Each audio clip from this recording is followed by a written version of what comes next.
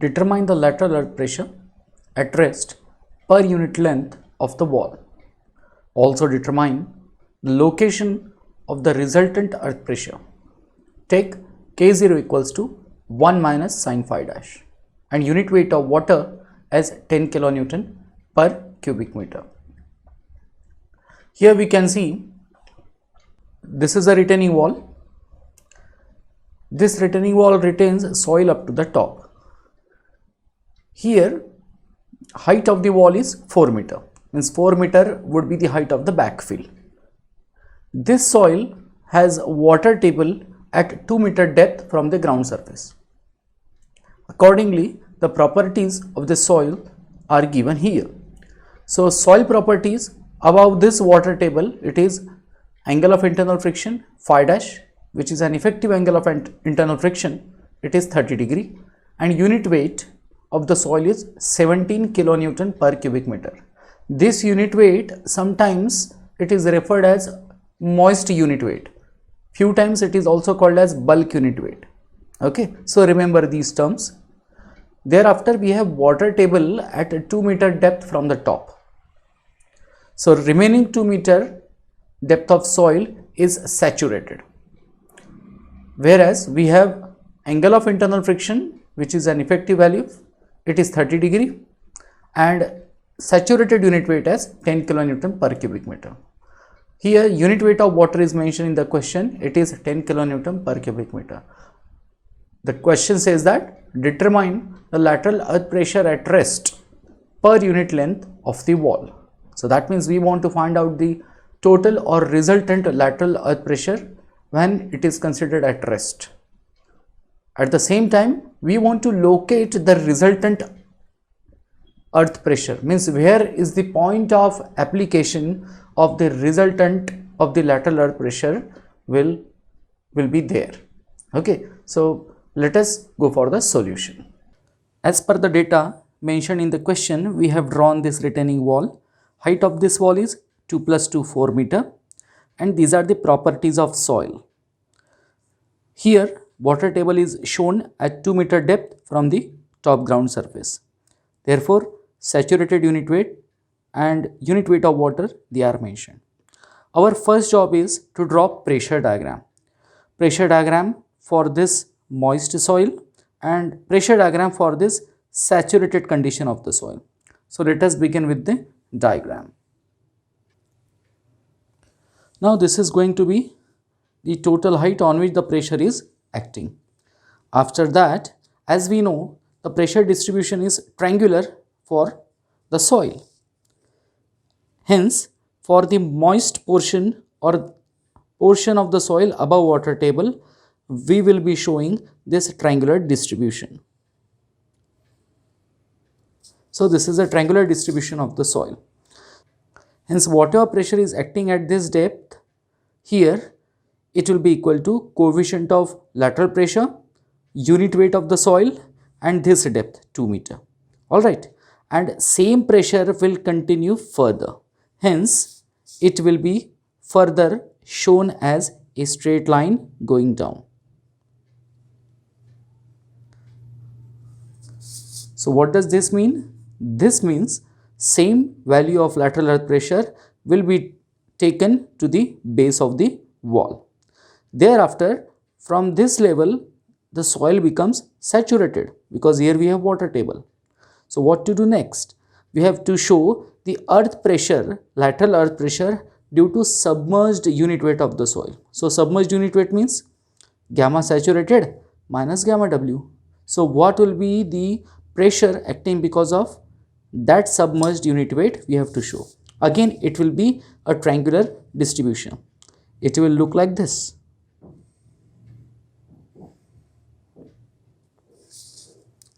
In this way. Okay, so this is the pressure diagram due to this soil. Now, as we know, due to the presence of water in the bottom 2 meter of this wall, water pressure will also be exerted on this retaining face. Hence, we have to show pressure due to water in the bottom 2 meter distance.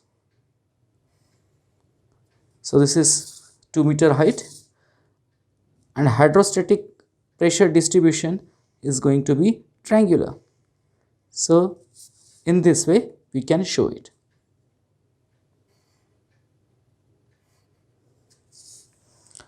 Okay, so here we can say this first diagram is pressure distribution for the soil and this second diagram is pressure distribution for water. Thus this is the pressure diagram for soil and pressure diagram for water. Here the arrows we have shown to indicate that pressure will be acting laterally on the wall, on the retaining face of the wall, and this is the pressure due to water that will be acting laterally on the retaining face. Here we will have to show the magnitudes of the lateral earth pressure. So for the first triangle here at the top, we can say unit weight is 17 kilonewton per cubic meter, angle of internal friction is 30 degree. Using this angle of internal friction, we have to find out the lateral earth pressure coefficient. So using that coefficient, unit weight and this 2 meter height, we can easily find out the pressure at this 2 meter depth. So let us go for the calculation. Coefficient of lateral earth pressure at rest is found out using this formula. K0 equal to 1 minus sin phi dash. Phi dash is an effective angle of internal friction. So what is the value given? Whether the soil is moist or soil is saturated, phi dash value is the same, that is 30 degree. Let us substitute phi dash equal to 30 degree. So 1 minus sin 30 is equal to 0.50. Hence K0 equals to 0.50.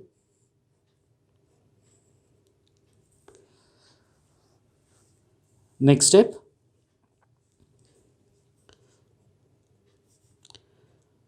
lateral earth pressure due to moist soil. Moist soil means this top 2 meters. Alright, let us go for the calculation. Here we will calculate, we will label it as say P1, small p1 equals to K0 multiplied by unit weight of the soil multiplied by H1. What is H1? Let us say this 2 meter is H1 and this 2 meter is H2.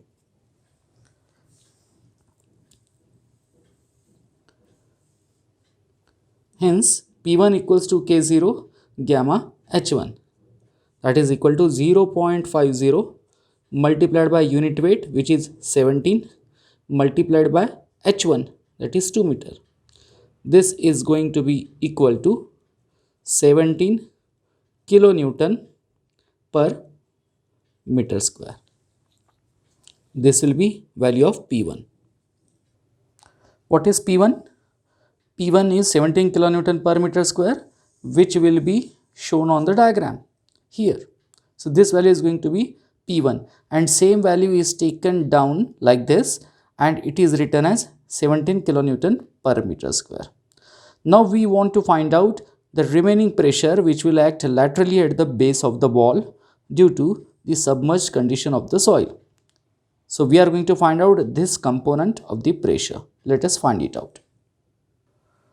Thus, lateral earth pressure due to submerged soil. It will be calculated as small p2 equals to K0 multiplied by gamma submerged multiplied by H2. K0 is 0.50 multiplied by submerged unit weight. Submerged unit weight will be 19 minus 10. So this will be 19 minus 10 multiplied by H2. H2 is again 2 meter. After solving this, we will be getting value of P2. So it comes out to be 9 kilonewton per meter square. Hence, P2 is equal to 9 kilonewton per meter square.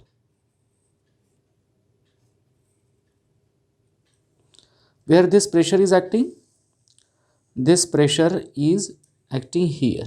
So this is going to be 9 kilonewton per meter square.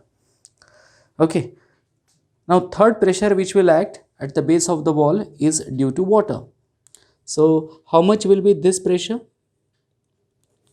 This pressure we will calculate with the help of unit weight of water and this height. Let us find it out. Thus, the formula will be Pw equals to gamma W multiplied by H2, which is equal to 10 multiplied by 2. H2 is 2 meter because in this bottom 2 meter only the water table is present. Therefore, we have taken H2 as 2 meter. Solving this, we have obtained Pw as 20 kilonewton per meter square. So this quantity is 20 kilonewton per meter square. Now the question says that find out the total earth pressure per unit length of the soil. Means what we need to do? Basically, we need to add areas of these pressure diagrams, both these pressure diagrams, to get or to obtain the value of earth pressure acting per unit length. Now here, how many components of areas we have to add? The first component of area will be this triangular distribution, which has base P1. The second area would be this rectangle. We have to find out area of this rectangle. Okay. Third area would be area of this triangular distribution of submerged unit weight of soil. This is the pressure diagram for submerged unit weight. Hence this. And fourth is pressure due to water. So after adding these four areas, we will be getting the total pressure acting on the retaining face of the wall per unit length. Let us calculate the areas. Total lateral earth pressure, capital P0 equals to A1 plus A2 plus A3 plus A4. Let us find out area of part 1. Part 1 is this triangle. So area of this triangle will be half base into height. Base is P1 and height is 2 meter. Substitute the values. Half base is P1. P1 has value of 17 kilonewton per meter square. So 17 multiplied by height, which is 2 meter, plus A2. Which area is area 2? This rectangular portion is area 2.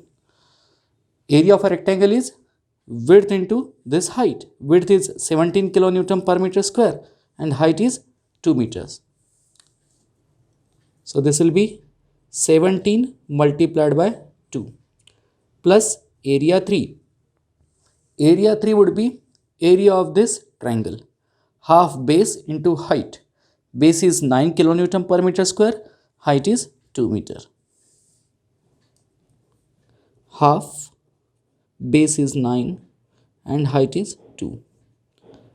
Plus area 4. Area 4 means area of this triangle. So half base into height again. So this will be half base is 20 and height is 2. Solving this, we will be getting the total lateral earth pressure per unit length of the wall. This comes out to be 80 kilonewton per meter length of the wall.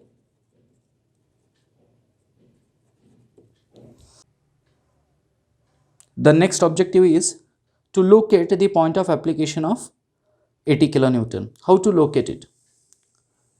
Let us say On this retaining wall, total pressure P0 is acting at the distance y from the base. So this is the vertical distance y, and this would be the line of action. And triangular portion 1, triangular portion 2, 3 and 4, these are called as component pressures of this P0. They will also have their own points of application. So for this triangle, there will be capital P1. For this rectangle, capital P2. For this triangle, capital P3. And for this triangle, capital P4. So let us show their points of application on this diagram. This way we can show the total pressure capital P0 and component pressures P1, P2, P3 and P4. P1 would be acting at 1/3 distance from the base of the triangle. This is the base.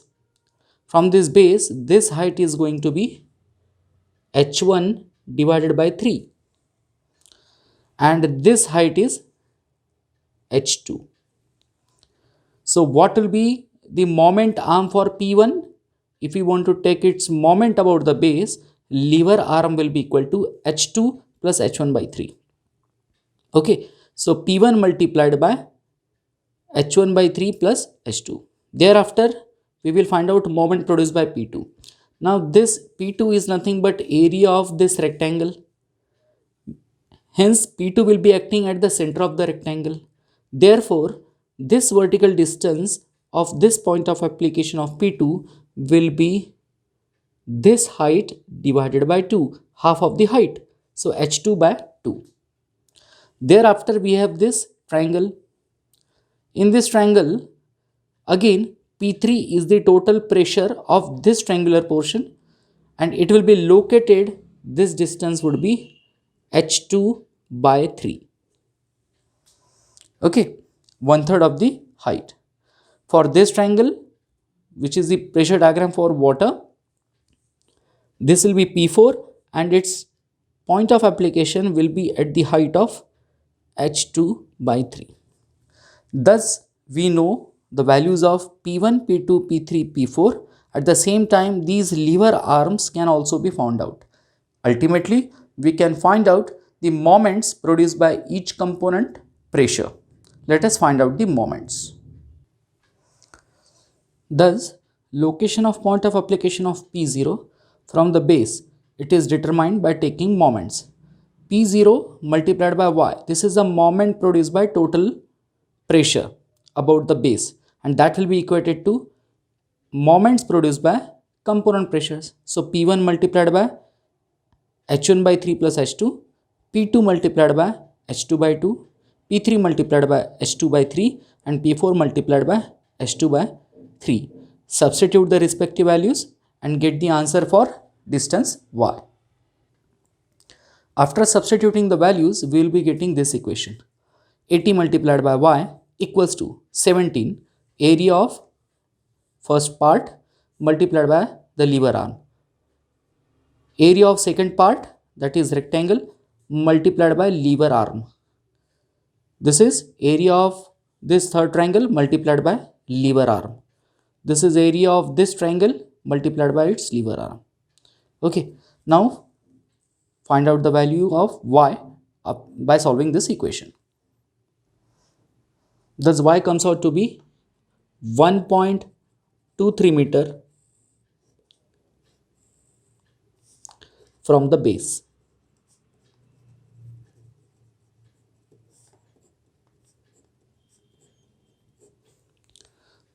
That means this y distance is 1.23 meter.